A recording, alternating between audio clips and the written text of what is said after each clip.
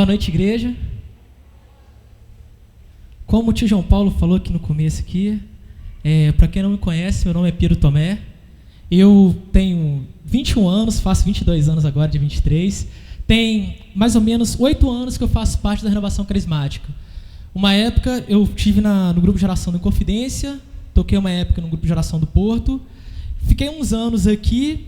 E existe aquele ditado que diz: o bom filho a casa torna. E estou aqui novamente, graças a Deus. Agradeço muito a Deus a oportunidade de estar aqui. Além de fazer parte da Renovação Carismática, eu faço parte de uma comunidade católica chamada Família Unção, na qual eu toco em 2 ministérios. Um que se chama Recruta 13 e o outro Ordem Santa. Meus irmãos, de antemão gostaria de falar com vocês. Agradeço muito, primeiramente a Deus, a oportunidade de estar aqui hoje, de falar dele. Eu costumo dizer assim, que hoje, quando a gente vem pregar, não é a gente que vem falar. A gente vem aprender como vocês que estão aí no banco.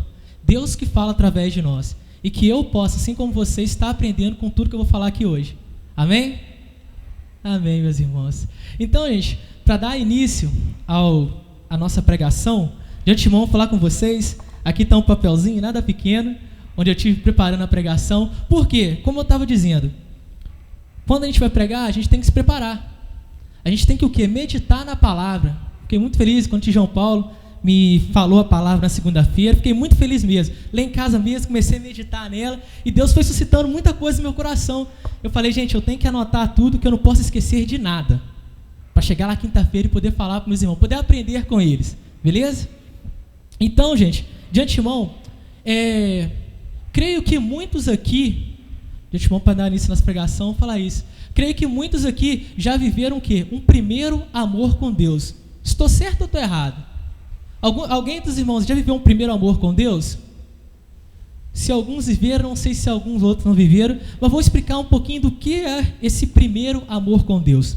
Meus irmãos, vocês já viram aquele irmão que de vez em quando passa para a igreja e começa a falar de Deus para todo mundo? Vocês já viram?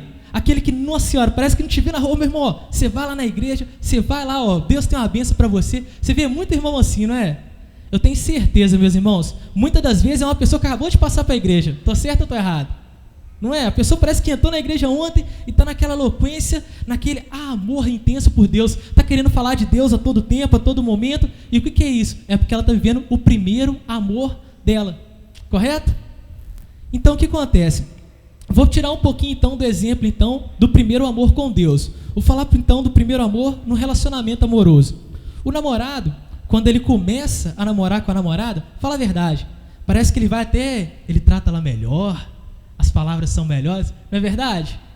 Parece que ele quer ver ela direto. É porque ele está no primeiro amor, gente. É aquele que as pessoas chamam de paixão, né?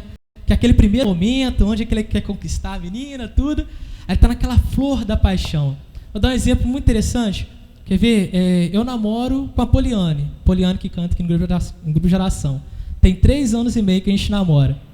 Eu me recordo que no nosso primeiro ano de namoro, eu fui lá na igreja do Porto, fiz uma homenagem para a Poliane. E preparei um momento lá todo bacana, comprei um buquê, tudo isso. No outro dia ela também fez uma coisa muito bacana para mim também. Isso foi no primeiro ano. Chegou no segundo ano, eu lembro que nós saímos para lanchar. Beleza. Aí chegou no terceiro ano, que foi esse ano agora, nós fizemos uma coisa muito legal. A gente foi lá no Santíssimo do Porto, fizemos uma adoração no dia que a gente fez 3 anos de namoro. Mas assim, digamos assim, daquela super produção do primeiro ano, aí foi caindo, né? Algumas pessoas falam assim, verdade? Muita gente fala assim, ó, quer ver? Ah, tá assim agora? Deixa casar depois pra ver. Não tem muita gente que fala isso? Tá namorando, tá um mar de rosa. Deixa casar para ver. Muita gente fala isso, correto? Mas, irmãos, eu estou aqui para falar a verdade com vocês. Isso é uma das inúmeras mentiras que o mundo nos conta. Essa é uma delas que eu vou estar falando aqui na pregação. Muitas das vezes, o que o mundo diz aí por fora? Que o amor, um relacionamento, de primeiro momento, ele é intensivo, ele é forte, mas depois ele vai murchando. Você ouve muito isso na rua, não ouve? Que, sim, que no começo é amor, é mais forte e depois vai diminuindo. Vocês ouvem isso? Tem muita gente que fala isso, meus irmãos. E isso é uma das mentiras que o mundo conta. Meus irmãos, igual eu estava dizendo para vocês, tem 8 anos, felizmente, que eu digo assim, de convertido. que eu estou mais perto da presença de Deus. E meu irmão, como tem sido 8 anos maravilhosos. E eu peço a Deus que a cada dia esse amor que eu tenho por Ele possa aumentar mais e mais. O tema dessa pregação é: convertei ao Senhor e Ele fará uma aliança contigo. Amém? Então quer dizer o quê? Quando a gente deixa o nosso velho homem, quando a gente muda a nossa conduta, quando a gente passa a ser bonzinho, a gente faz uma aliança com Deus, a gente muda, correto? Como eu estava dizendo no começo, o mundo está aí contando várias mentiras para nós. Uma delas é essa do amor, que com o tempo o amor acaba. Quer ver outra bem simples? Imagina um casal, um esposo e uma esposa. A esposa chega no trabalho e vira para a amiga dela e fala assim, ó: minha amiga, vou te contar, meu marido está diferente comigo essa noite, não sei, menino, ele estava mais calado, ele estava mais na dele, eu notei, senti ele meio esquisito. Meu irmão, quer ver umas coisas que eu tenho certeza que o mundo falaria nesse momento?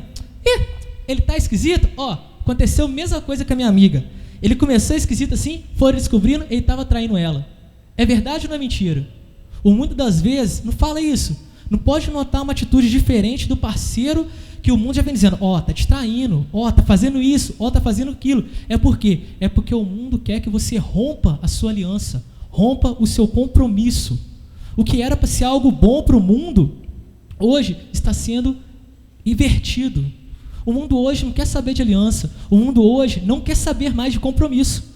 Como eu estava dizendo agora no começo, um exemplo entre o marido e a mulher. E existem vários outros exemplos de rompimento de alianças. Quer supor? Ontem à noite, está passando uma série na Globo que se chama Alemão, Os Dois Lados do Complexo. Hoje é o 4º episódio, hoje é o 3º episódio e amanhã é o último. Particularmente, eu me senti atraído pelo tema e fui ver. Estou bem lá em casa ontem, na internet e tal, vim assistindo televisão também, esperando o programa começar. Aí estava passando uma série na Globo que se chama Ligações Perdidas. Meus irmãos, meu queixo caiu quando eu vi um pedacinho daquilo. É muita barbaridade para um programa só.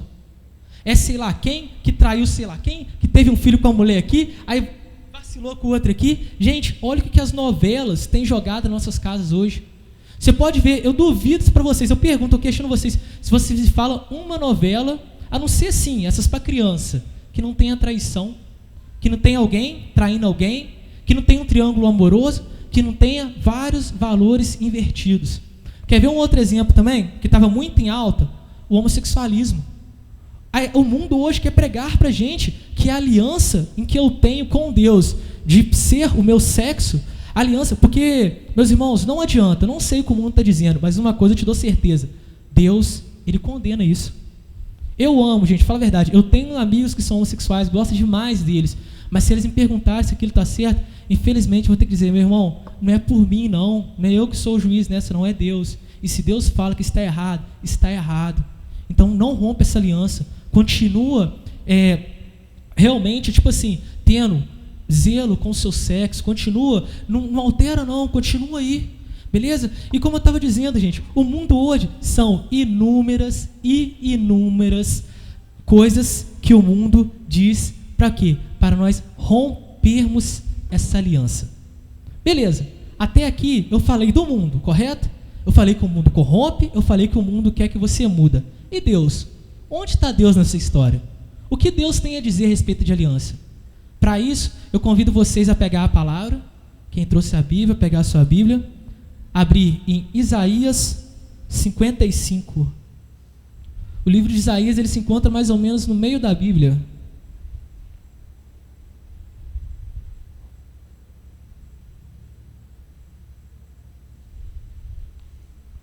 Tá vendo? Eu peço a vocês que quando for encontrando, por favor, me digam amém, para mim estar ciente aqui. Como eu disse, o Isaías, ele se encontra mais ou menos no meio da Bíblia, mais para o final do Antigo Testamento.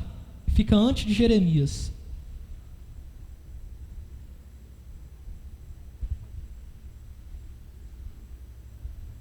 Amém? Você manda procurando aqui ainda, achou ali. Isaías 55. Você irmão está procurando ali, eu guardar um pouquinho. Então vamos lá então. Amém, igreja? Amém? Amém. Então vamos lá então, gente. Isaías 55, do versículo 6 a 8. Antes, só comentar com vocês. No dia que o tio João Paulo me passou essa palavra, eu ainda pensei, talvez, né, a gente pega o tema, e porque a gente tem essa liberdade, quando você vai pregar, de pegar uma outra palavra que casa com o tema, que você às vezes acha melhor. Mas, irmãos, na hora que eu li esses 3 versículos aqui, dos 6 a 8, eu falei, não vou trocar não. Isso aqui fala tudo a respeito de aliança. Meus irmãos, a minha Bíblia, ela tem uma tradução um pouquinho diferente. Creio que eu vou ler aqui, a minha é bem atual, entendeu? Mas a quem não está com Bíblia, eu peço um pouquinho de atenção, que, meus irmãos, vale a pena ouvir esses 3 versículos. O versículo 6 de Isaías 55 diz o seguinte: procurem a ajuda de Deus, enquanto podem achá-lo. Orem ao Senhor, enquanto Ele está perto. Que as pessoas perversas mudem a sua maneira de viver e abandone os seus maus pensamentos. Volte para o Senhor nosso Deus, pois Ele tem compaixão e perdoa completamente. O Senhor diz: os meus pensamentos não são como os seus pensamentos. Eu não ajo como vocês. Amém, meus irmãos? É só ter nesse versículo 8 mesmo. E lendo essa palavra, meditando essa palavra com Deus, já que são 3 versículos e 3 versículos tão ricos, eu decidi separar esse momento em 3 momentos. Vou ler o versículo 6, vou falar um pouquinho do versículo 6, vou ler o versículo 7, falar um pouquinho do 7, vou ler o 8 e falar um pouquinho do 8. Lendo novamente o 6. O 6 diz: procurem a ajuda de Deus enquanto podem achá-lo. Orem ao Senhor enquanto Ele está perto. Meus irmãos, procurem ao Senhor enquanto podem achá-lo. Há muito tempo na minha vida, isso quando eu era criança ainda, eu vivi uma mentira durante um tempo da minha vida. Uma mentira que, não sei, talvez alguém aqui dentro pode pensar dessa forma que eu vou dizer agora. Essa semana eu estava assistindo uma pregação e o pregador estava numa igreja grande, igreja de pessoas que caminham muito tempo com o Senhor, e ele falou a mesma coisa que eu vou falar aqui hoje. Então a palavra de Deus ele está dizendo: procurem ao Senhor, procurem a ajuda de Deus enquanto podem achá-lo. Eu me recordo que quando eu era mais novo, eu tive uma brilhante ideia. O que eu pensei? Deus é misericórdia. Deus, se a gente pecar, Deus nos perdoa. O que eu pensei? Muito simples. Minha mãe vai falar: Pedro Júnior, não vá lá na casa do seu amigo. Eu vou, quando voltar, eu peço perdão. Certinho, né? Fala, Deus na misericórdia? Fala a verdade, Deus perdoa, não perdoa? Você chega lá: Senhor, perdoa-me, Senhor, eu fiz lá, mas que me perdoa. Ele perdoaria. Meus irmãos, infelizmente, muitas pessoas no mundo hoje pensam que é assim. Vou na balada só hoje. Aí amanhã eu peço perdão a Deus. Vou dar um outro exemplo. Já vi uma semana passada, ela falou que o jejum dessa semana seria carne. Rapaz, cheguei lá em casa hoje na hora do almoço. Olhei pra carne moída assim, rapaz, chegou até a suar. Falei: meu Deus do céu. Viu? Eu falei, e pior que foi assim, na hora que eu coloquei a panela no fogo, eu lembrei do jejum, menino. Eu pensei, meu Deus, nem para esperar um pouquinho para lembrar depois, rapaz. Eu lembrei justamente na hora que eu estava colocando ali no fogo. O que eu poderia falar? Vou dar uma despistada, vou dar uma volta aí, não vamos almoçar agora não. Vai ver, daqui a uma hora eu esqueço mesmo, eu vou lá e como. Não sei, eu poderia pensar assim. Depois eu peço perdão a Deus, Deus me perdoa. Deus é misericórdia, correto? Estaria certinho, não estaria? Sim ou não? Estaria não, gente, estaria errado. Por que estaria errado? Por quê? Porque como que Deus define perdão? O que é eu pedir desculpa, falar assim: João Paulo, olha, eu vacilei com o senhor me perdoa. Se eu chegar perto dele, eu fiz a gafe com o tio João Paulo, eu fiz o erro com o tio João Paulo. Eu chego aqui: tio João Paulo, esse violão é do senhor. Eu estava precisando do violão, eu peguei ele. Aí eu chego assim: senhor me desculpa. Aí amanhã, eu já estou pensando, mas amanhã ele vai deixar o violão aqui de novo, eu vou pegar ele. Meu irmão, me desculpa, mas se você tem essa convicção, isso é falho. Esse não é um perdão verdadeiro.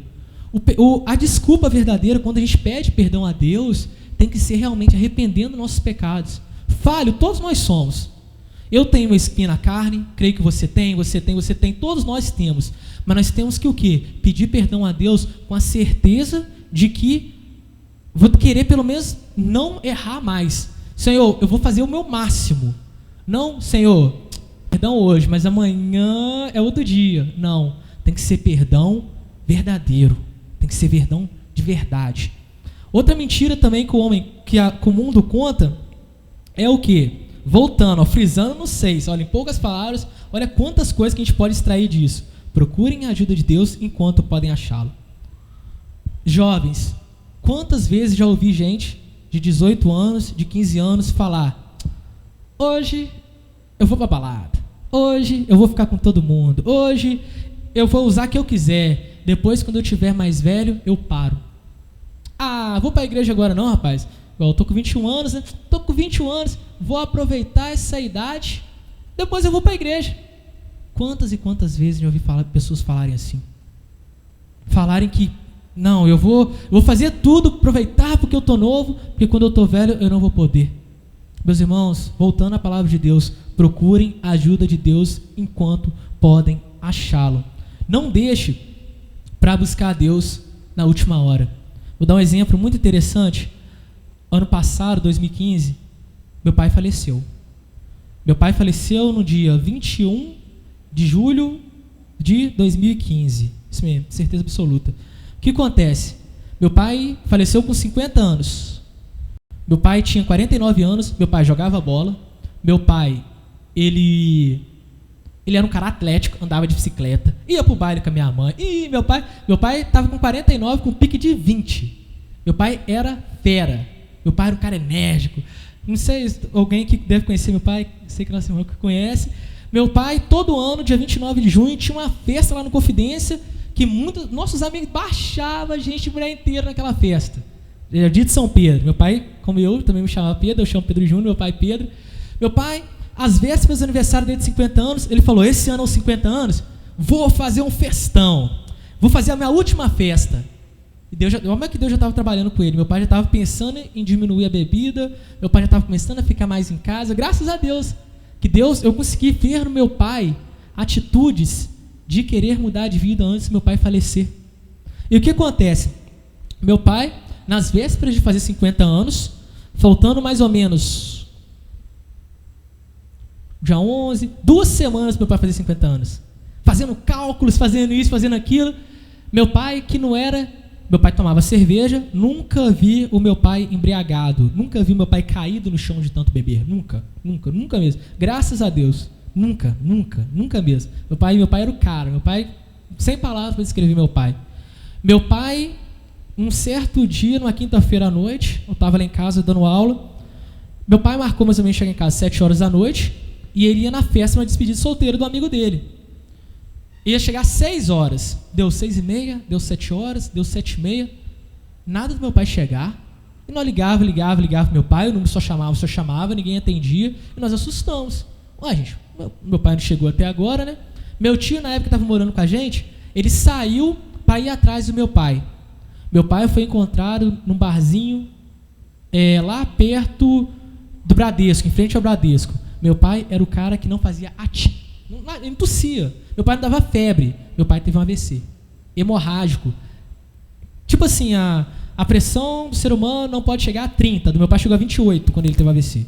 Tipo assim, para os médicos é fatal. Tipo assim, falou: olha, nem sei como é que esse cara está vivo.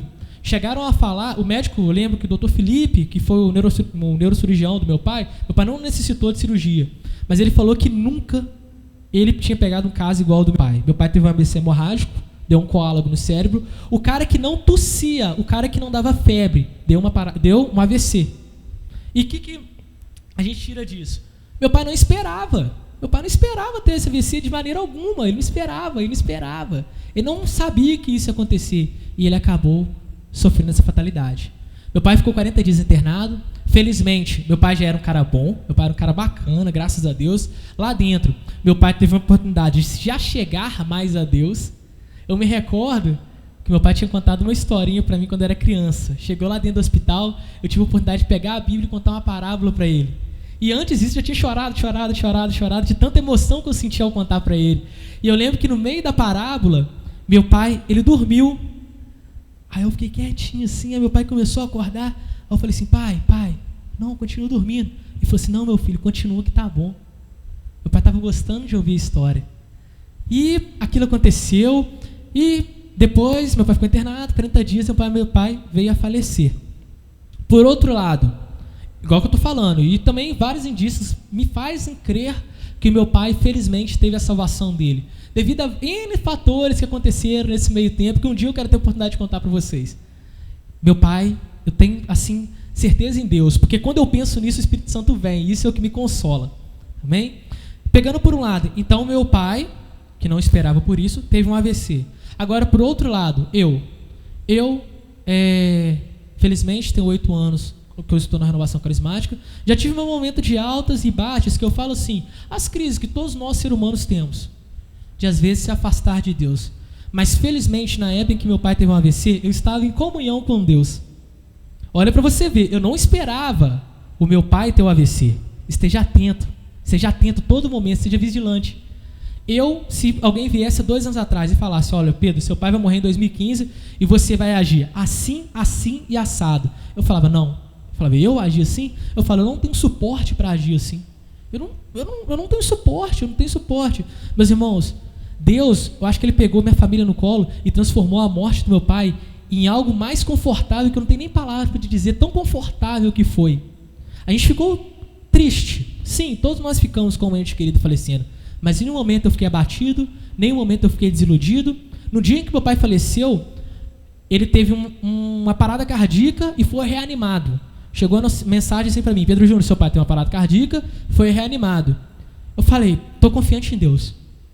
Eu lembro que eu tinha Senai, eu falei, eu vou para o Senai para provar a Deus que eu confio nele. Não, meu pai teve isso aí, mas eu estou esperando em Deus. Eu fui, chegou lá, eu tive a notícia que meu pai faleceu, chorei, lógico, mas Deus transformou isso em algo tão confortável. Como hoje, meu suporte é bem maior para perder alguém querido, graças a Deus. E é por quê? Porque neste momento eu tinha a comunhão com Deus. Então, como estava dizendo, meu irmão, versículo 6, procure a ajuda de Deus enquanto podem achá-lo. Ora ao Senhor enquanto Ele está perto. Meu irmão, não dá mole, esteja vigilante, esteja com o Senhor. A gente não sabe, eu não sei, meu dia pode ser amanhã, pode ser o seu, o dia do ente querido, não sei, pode acontecer N situações na sua vida amanhã. Você não sabe. Então esteja ali firme com o Senhor. Amém? Vamos então agora para o versículo 8, que diz o seguinte. Não, versículo 7, me desculpa. Que as pessoas perversas mudem a sua maneira de viver e abandonem os seus maus pensamentos. Voltem para o Senhor nosso Deus, pois Ele tem compaixão e perdoa completamente. Meu irmão, vou contar brevemente, bem brevemente mesmo, que eu não quero prolongar muito, a história de Paulo. Para quem não sabe, Paulo era um perseguidor de cristãos. O que Paulo era? Paulo matava quem seguia Jesus, simplesmente.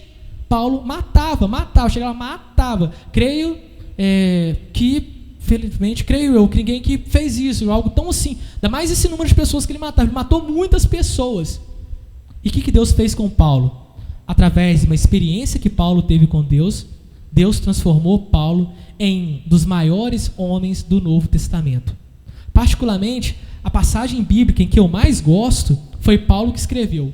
Um versículo assim que Deus fala muito comigo. Foi uma carta de Paulo a Romanos 12, nos últimos versículos, mexe demais comigo.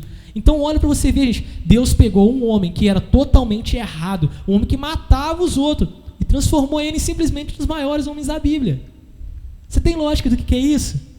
Meus irmãos, eu não sei qual é a situação hoje, a sua. Eu não sei o que você errou, eu não sei o que você tem feito de errado. Eu não sei se você veio para o grupo de oração hoje se sentindo um lixo devido aos erros que você tem, devido aos pensamentos que passam na sua cabeça. Mas eu te falo, Deus tem uma solução para a sua vida. Como está dizendo aqui no versículo 7, que as pessoas perversas mudem a sua maneira de viver e abandonem os seus maus pensamentos. Voltem para o Senhor nosso Deus, frisando, pois Ele tem compaixão e perdoa completamente. Então, meus irmãos, o que eu tenho a dizer para você é isso. Eu não sei o que você está passando, eu não sei o que tem passado na sua cabeça, mas Deus, Ele tem um perdão para você. Deus, Ele pode mudar a página da sua história. Amém? Eu lembro que há 2 anos atrás, eu tive, em 2013, o pessoal do grupo de geração até sabe disso, e hoje eu não tenho vergonha de falar isso, porque também, através dessa experiência, Deus me mudou para melhor, graças a Deus. Eu tive depressão. Passou N situações chatas na minha cabeça, N situações difíceis, e Deus virou minha página.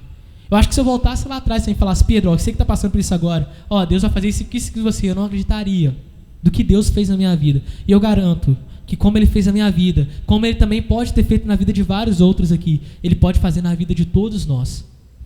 Beleza? Então vamos lá então. Voltando, gente, igual que eu estou falando, não importa o que a pessoa tem feito. Eu costumo dizer que não existe pacto com o inimigo. Não existe laço que Deus não possa romper. Deus, Ele pode mudar a situação de qualquer um de nós. Então vamos agora para o versículo 8. O versículo 8 diz, o Senhor diz, os meus pensamentos não são como os seus pensamentos. Eu não vejo como vocês vê. Meu irmão, amém. Graças a Deus que o pensamento de Deus é diferente do nosso.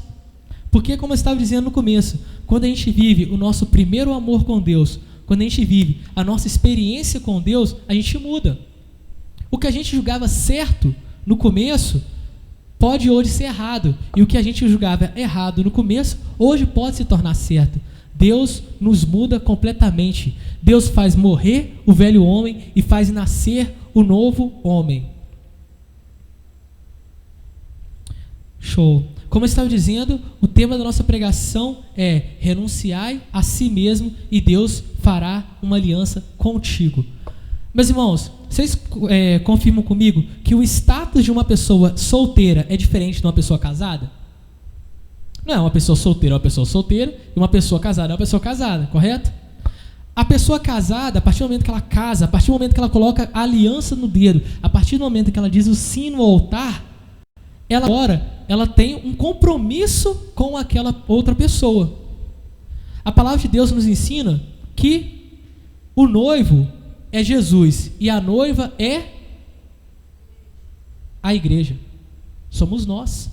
Nós somos a noiva de Jesus. Então, se Deus diz, renunciai a si mesmo e farei uma aliança contigo, é porque nós somos noiva, Ele é noivo e nós temos uma aliança com Ele.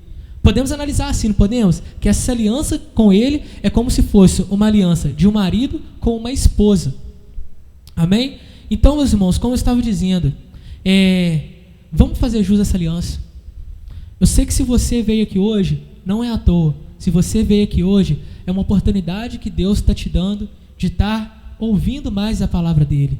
Eu falo por mim, agradeço muito a Deus, Senhor, de ter me usado hoje para falar, porque como eu aprendi com tudo isso, espero que vocês também tenham aprendido, porque não é o Pedro que está a falar, é o Senhor falar através do Pedro. O Pedro está como se estivesse sentado aí com vocês, só ouvindo tudo que está sendo falado. Para ser sincero, a pregação estava preparada de uma forma, e ela foi encaminhando, e creio que é conforme a vontade que Deus quis. Amém? Convido a igreja a ficar de pé. Então, gente, tomando posse que em reafirmar essa aliança com Deus, em reafirmar esse compromisso de querer buscar mais de Deus, que como a palavra de Deus diz, como a pregação diz, renunciai a nós mesmos e Deus fará uma aliança com vocês. Quem quer ter uma aliança com Deus? Levante a mão, por favor. Amém? Todos nós queremos ter uma aliança com Deus, amém?